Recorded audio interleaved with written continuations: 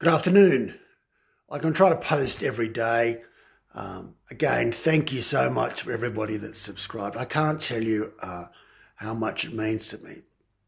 The reason is the more people that know what's going on, the better things will go. There is no doubt in my mind that what I'm saying is right, and that what is going on in the Australian government at the moment is wrong. We are meant to do things in government for the long-term benefit of Australia. We are not meant to operate for selfish political goals. Taxpayers' money is for Australia. It's not for the use of ministers to get re-elected. It's not for the use of, say, everybody knows you couldn't build a holiday house on the Hayman Island with your ministerial, with the money set aside for, say, defence. Okay, now why is that? That's because that would be for your own private benefit, now using public funds. Now, what Bridget McKenzie did was no different in principle, legal principle. She used public funds for her own private benefit, getting her cronies re-elected, which in turn would be beneficial. Not only does she get a salary from MP, but by controlling the government, they get a lot more donations into the Liberal Party.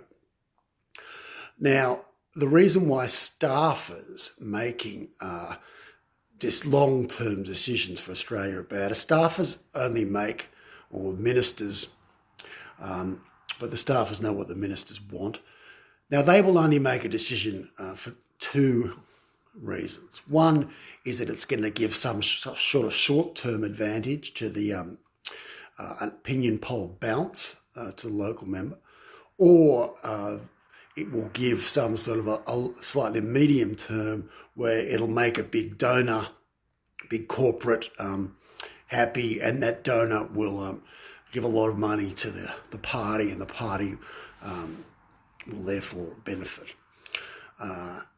It seems simplistic, but I mean that's how bad it is. I have no doubts that the buying of these the French submarine, the naval group, involved a lot of kickbacks. I've heard confidentially from someone in the organisation that the person who had the final say-so, go ahead for the naval group getting the contract. They were in France for 6 weeks, all expenses paid by naval group. And you can imagine what that would have been like in France, chateaus, very stylish, and probably what 6 weeks in France, all expenses paid at the very 5-star level. What's that, 100 grand, 200 grand? It's a lot.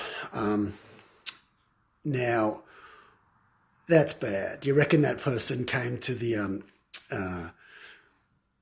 table with a clear mind about whether the naval group should get it or not? And now there are so many issues with the naval group. The deal, it could be called the deal, they have screwed us so badly. 2035, if we're lucky. You know, Australia got screwed. You and I got screwed by naval group. They've been doing corruption in France a lot longer than we've ever had a country, so they know how to do it. Now, that's the sort of decision that never should have been made by someone who was either able to be influenced by kickbacks or alternatively just done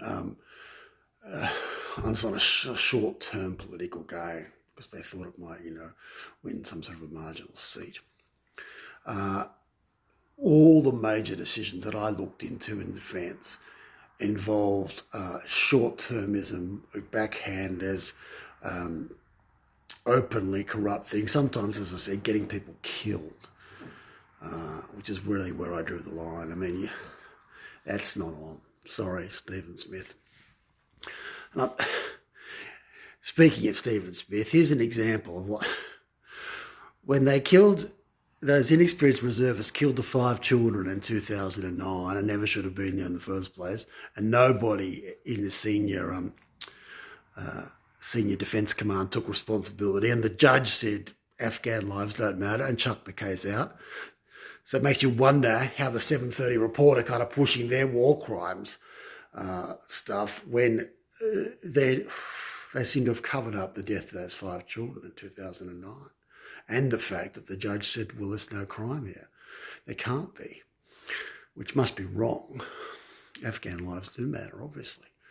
Anyway, Stephen Smith, in that particular case, for some reason, he felt he had needed to chime in, and he said, it doesn't matter whether the person was Taliban or not. This was the one person who did have a weapon, because he had a weapon. He had an AK-47. Now, this is Afghanistan, and this is the guy's house that we burst into with no evidence to suggest she was Taliban. We kill him, we kill his 5 children, and we'll probably wound his wives, who are probably, I don't know whether they're still alive. And we say, it's okay because he had an AK-47, and we don't say that. The minister says that. That's the sort of thing that my case is about. Now, it's 30 days away now where I face trial, and I could be going to jail for the rest of my life. It's sort of bringing it home to me now.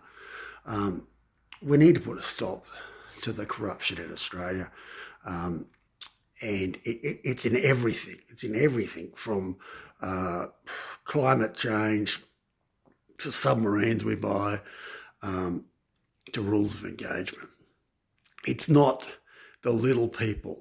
Don't let the government tell you it's all about, well, we know arsonists or corporals or whatever. It's at the highest levels, the rubbish in this country.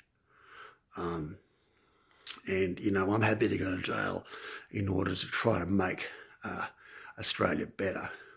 And that's why I'm so grateful for the subscribers. Every time somebody supports me or says, you're doing the right thing, I feel like $1 million. And you think, well, I can go to jail. I can handle it, if we're actually going to make a dent in Australia, and we're actually going to, in the corruption, and we're actually going to improve the country. You think, I can handle that. And that's all I need, is a little bit of publicity, a little bit of people behind me, and so that my time in jail is not in vain.